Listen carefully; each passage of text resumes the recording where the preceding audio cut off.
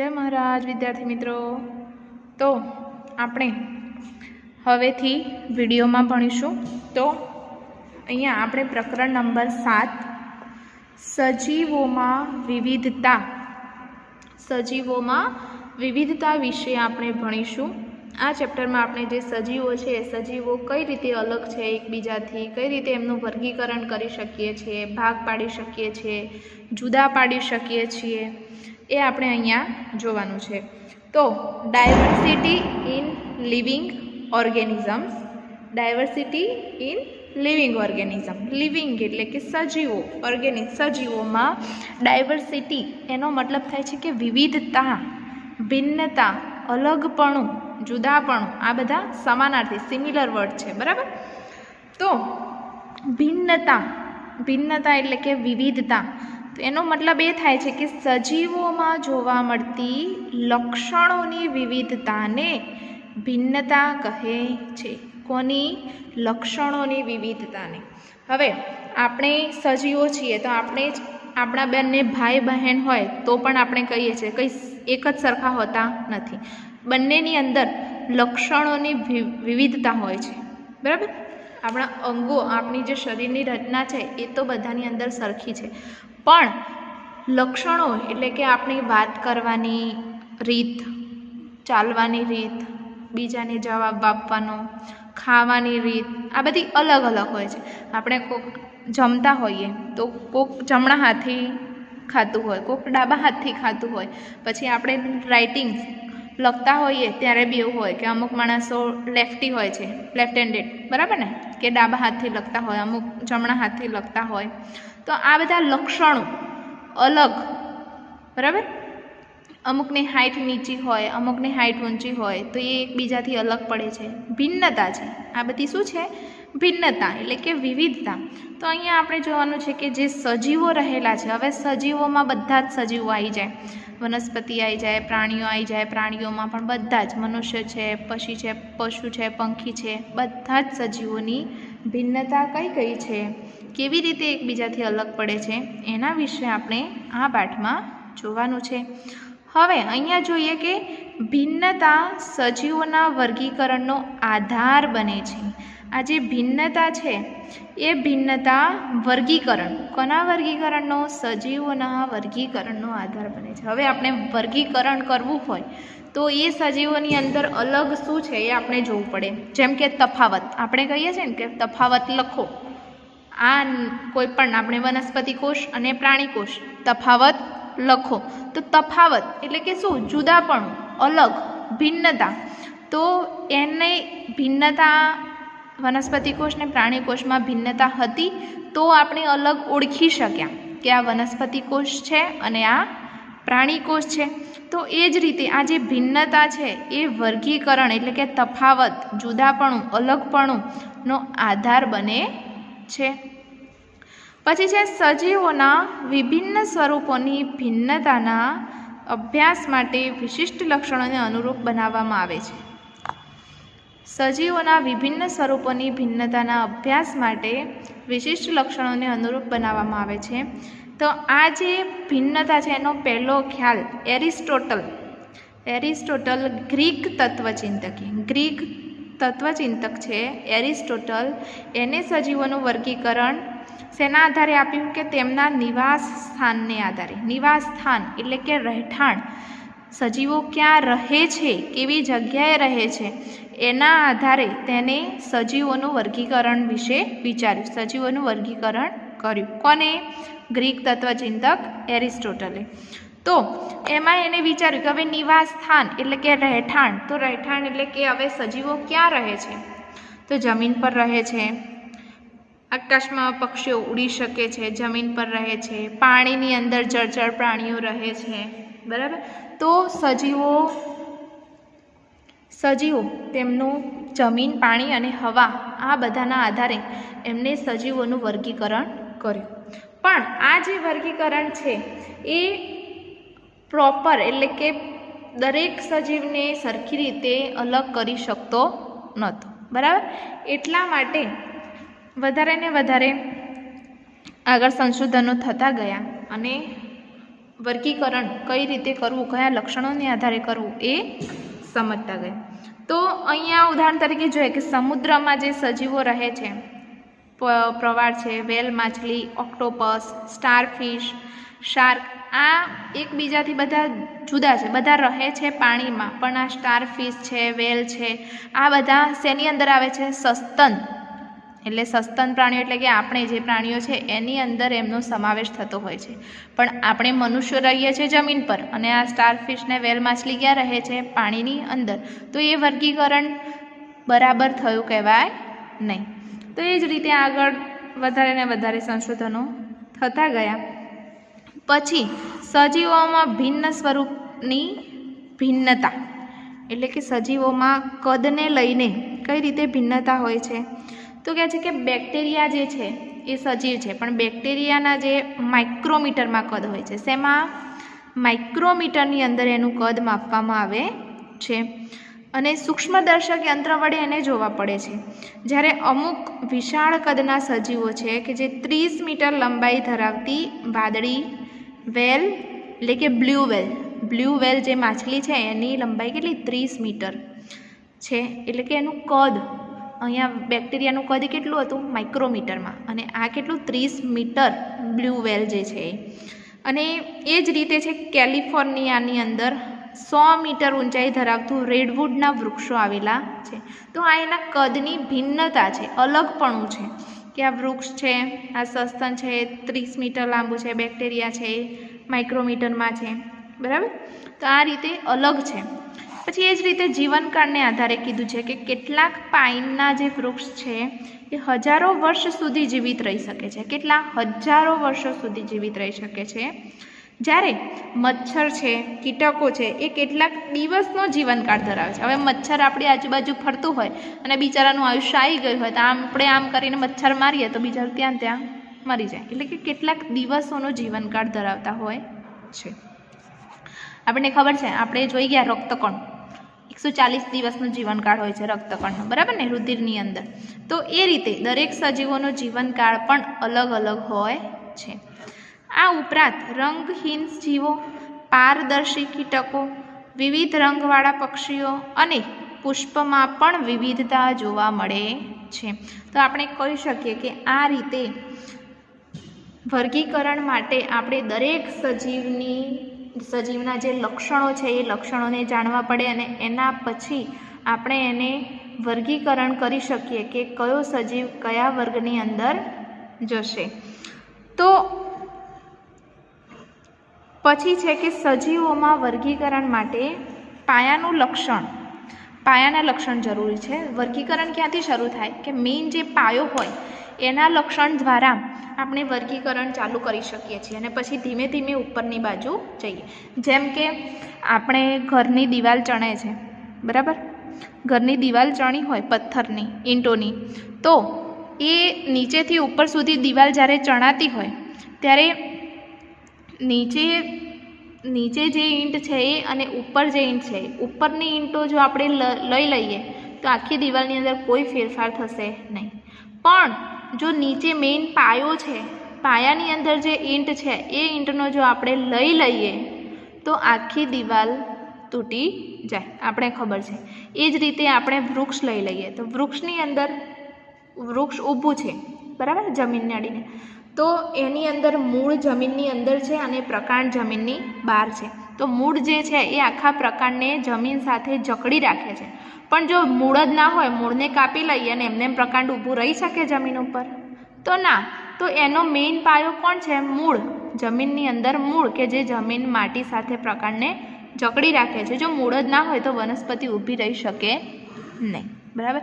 એ જ રીતે આપણે સજીવો છે કે આપણે પણ ચાલવા માટે, કાર્ય કરવા માટે અંગોની જરૂર પડતી હોય. જો ના હોય તો આપણે એ કાર્ય કરી શકીએ નહીં. તો પાયાનું લક્ષણ, તો હવે દરેક જે સજીવ છે, આ તો જનરલ વાત કરી, પણ મેઇન પાયાના લક્ષણ સજીવોના વર્ગીકરણ માટે મેઇન પાયાનું લક્ષણ જે છે એ કોષની સંરચના છે. કોની?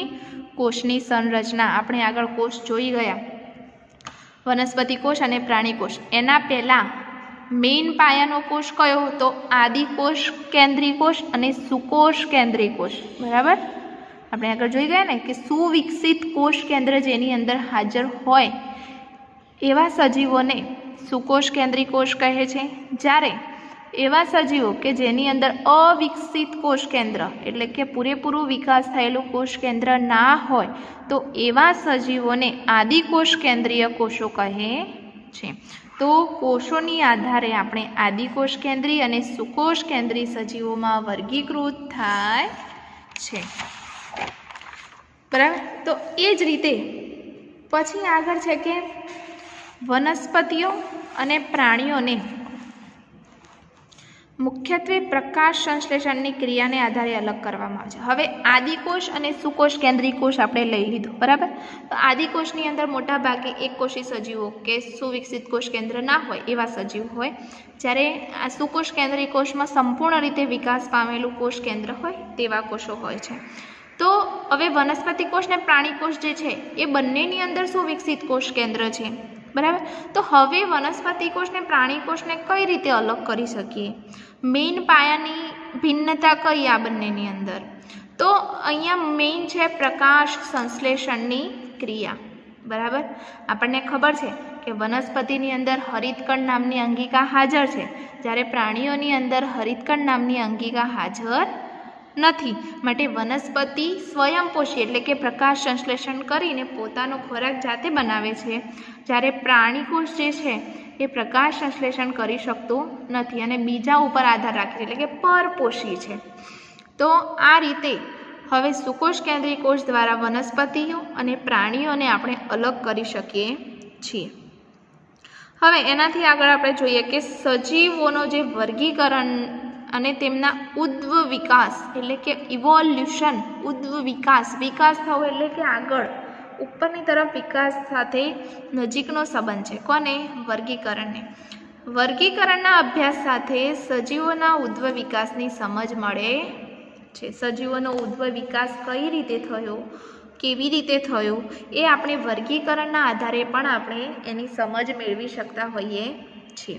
તો હવે અહીંયા એ લક્ષણો આપ્યા છે કે કઈ રીતે આપણે ઉદ્વ વિકાસની સમજ મેળવી શકીએ વર્ગીકરણના આધારે. તો એના માટે અહીંયા આધારભૂત લક્ષણો આપ્યા છે, વર્ગીકરણ માટેના આધારભૂત લક્ષણો કે એના દ્વારા આપણે ઉદ્વ વિકાસની સમજ મેળવી શકીએ છીએ. તો હવે અહીંયા આપણને આપ્યું છે કે સુઆયોજિત કોષ કેન્દ્રની હાજરી કે ગેરહાજરી, મેઇન લક્ષણ. તો અહીંયા આવે છે આદિકોષ કેન્દ્રી કોષ કે સુકોષ કેન્દ્રી કોષ. તો અહીંયા છે કે સુયોજિત કોષ કેન્દ્રની હાજરી કે ગેરહાજરી એટલે કે પૂરેપૂરું સંપૂર્ણ વિકાસ પામેલું કોષ કેન્દ્રની હાજરી છે કે ગેરહાજરી છે. જો હાજરી હોય તો સુકોષ કેન્દ્રી કોષ હોય અને ગેરહાજરી હોય તો આદિકોષ કેન્દ્રી કોષ હોય.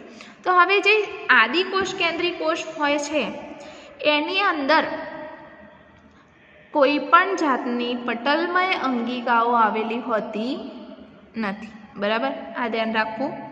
બીજું છે કે સુકોષ કેન્દ્રી કોષ જે છે એ સુકોષ કેન્દ્રી કોષની અંદર પટલમય અંગિકાઓની હાજરી હોય છે. હવે આદિકોષની અંદર આપણે જોઈ ગયા છે આગળ કે એની અંદર કોઈ જ અંગિકાઓ આવેલી હોતી નથી, જ્યારે સુકોષ કેન્દ્રી કોષ જે છે એની અંદર પટલમય અંગિકાઓ એટલે કે અંતઃકોષરસ જાળ, ગોલ્ગી કાય, લાઇસોઝોમ, પ્રસ્થાન આ બધી જ પટલમય અંગિકાઓની હાજરી હોય છે. તો મેઇન એક આ લક્ષણ થયું. પછી છે સજીવોમાં કોષોની સંખ્યા.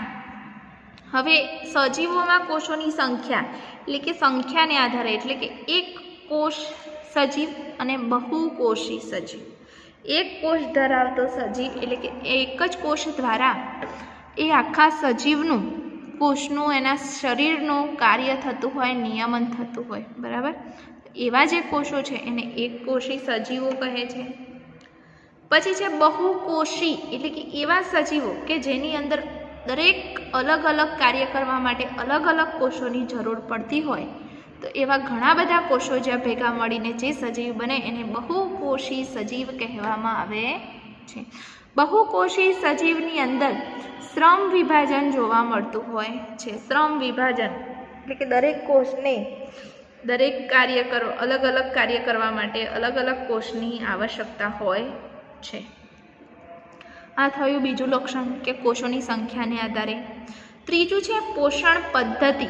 આગળ મેં વાત કરી એ રીતે જ કે પ્રકાશ સંશ્લેષણ દ્વારા અને પ્રકાશ સંશ્લેષણ વગર. તો હવે સજીવોને પોષણ મેળવવું પડે. પોષણ મેળવે તો એ ઉર્જા મેળવી શકે, શક્તિ મેળવી શકે. તો એ શક્તિ મેળવવા માટે, ઉર્જા મેળવવા માટે એમને ખોરાકની જરૂર હોય. હવે ખોરાક કઈ રીતે મેળવવો? તો જે વનસ્પતિ છે એ વનસ્પતિની અંદર ક્લોરોફિલની હાજરી હોય છે. તો ક્લોરોફિલની હાજરી વડે એ વનસ્પતિ, એ સજીવો પોતાનો ખોરાક પ્રકાશ સંશ્લેષણ દ્વારા, ક્રિયા દ્વારા જાતે બનાવી શકે છે. તો એવા સજીવોને સ્વયંપોષી સજીવો કહેવામાં આવે છે. કેવા? સ્વયંપોષી. ક્લોરોફિલની હાજરી. અહીંયા છે ક્લોરોફિલની ગેરહાજરી કે પરપોષી સજીવો, કે જે સજીવોની અંદર ક્લોરોફિલની ગેરહાજરી છે એવા સજીવો પ્રકાશ સંશ્લેષણની ક્રિયા કરી શકતા નથી. પ્રકાશ સંશ્લેષણની ક્રિયા ના કરી શકે. કેમ કે ક્લોરોફિલની હાજરી નથી. પ્રકાશ સંશ્લેષણ ના કરે તો પોતાનો ખોરાક જાતે બનાવી શકતા નથી.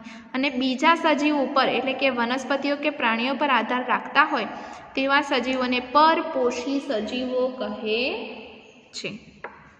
પડી ગઈ ખબર? ચલો હવે છે 4 શરીરમાં આયોજન સ્તર. આયોજન સ્તર એટલે કે લેયર. આયોજન સ્તર. તો અહીંયા છે કે બહુકોષી સજીવોમાં પેશી, અંગ કે અંગતંત્ર કક્ષાના આયોજન જોવા મળે છે અને ઉચ્ચ કાર્યક્ષમતા મેળવે છે. તો અહીંયા છે કે વનસ્પતિ જે છે અને પ્રાણીઓ જે છે એની અંદર અલગ અલગ પ્રકારના અંગોનો, અંગતંત્રોનો સમાવેશ થયેલો હોય છે. અલગ અલગ બરાબર કોષો ભેગા મળી, આપણને ખબર છે કે કોષો ભેગા મળીને શેની રચના કરે? પેશીની. પેશી ભેગી મળીને અંગની, અંગ ભેગું મળીને અંગતંત્રની, અને આખું અંગતંત્રની રચના થાય એટલે આખું સજીવ શરીર તૈયાર થતું હોય છે. તો એ જ રીતે અહીંયા બે અલગ અલગ આપ્યું છે કે વનસ્પતિમાં અને પ્રાણીઓમાં શરીરનું આયોજન સ્તર કઈ રીતે થાય. તો અહીંયા એ છે કે વનસ્પતિમાં પેશી હોય, સરળ પેશી એટલે કે કોષો હોય, કોષો ભેગા મળીને પેશી બનાવે છે. આપણે આગળ પાઠ જોઈ ગયા પેશીઓ, બરાબર ને? વનસ્પતિની અંદર પણ વર્ધનશીલ પેશી, બધી અલગ અલગ જે પેશીઓ હોય છે, સ્થૂળકોણક પેશી, દૃઢતક પેશી, મૃદુતક પેશી, આ બધી પેશીઓ ભેગી થઈ અને જટિલ પેશી. હવે જટિલ પેશીમાં પણ આપણે ઉદાહરણ જોયા હતા. કઈ? જલવાહક પેશી અને અન્નવાહક પેશી. તો સરળ પેશીઓમાંથી જટિલ પેશીમાંથી પછી એ મૂળ, પ્રકાંડ અને પર્ણ સુધી જતી હોય છે. એટલે કે મૂળ, પ્રકાંડ, પર્ણની રચના થઈને આખી વનસ્પતિનો દેહ બનતો હોય છે. એટલે કે એના શરીરનું આયોજન સ્તર છે. એ રીતે પ્રાણીઓમાં, તો પ્રાણીઓમાં પણ પેશીઓ હોય છે. આપણે પ્રાણીઓની અંદર રુધિર પેશી, સંયોજક પેશી, બધી આગળ રેખિત પેશી, સ્નાયુ પેશી, એ બધી પેશીઓની આપણે આગળ જોઈ ગયા. તો એ પેશીઓ ભેગી મળી અને અંગ બનાવે છે. અંગો ભેગા મળીને અંગતંત્રનો વિકાસ કરે છે અને અંગતંત્રની રચના થયા પછી આખા સજીવ દેહની રચના થતી હોય છે. તો આ રીતે શરીરના આયોજન સ્તર વનસ્પતિની અંદર અને પ્રાણીઓની અંદર હોય છે. બરાબર? તો આ રીતે આપણે સજીવોમાં વિવિધતા, સજીવોમાં ભિન્નતા, એનું વર્ગીકરણ કોના આધારે કઈ રીતે કરવાનું, કેવું વર્ગીકરણ કરીશું એ આપણે આ પાઠમાં જોવાનું છે. તો આગળ નેક્સ્ટ લેક્ચરમાં આપણે જોઈએ. જય મહારાજ.